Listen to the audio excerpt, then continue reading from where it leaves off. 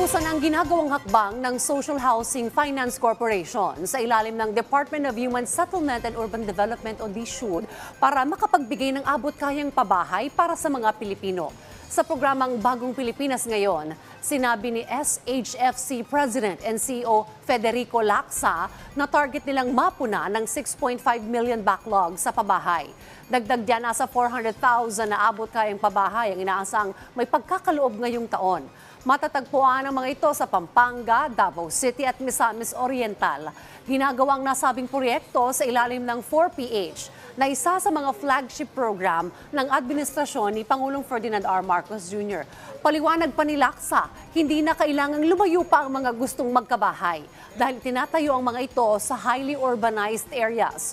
Maliban dito, isa rin sa plano ng Pangulo ang pagtatayo ng township projects kung saan kumpleto na ang amenities.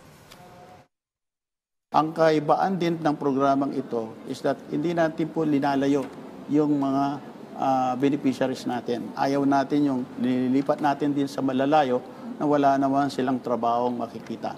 So ito po ay nandyan lamang sa mga highly urbanized areas.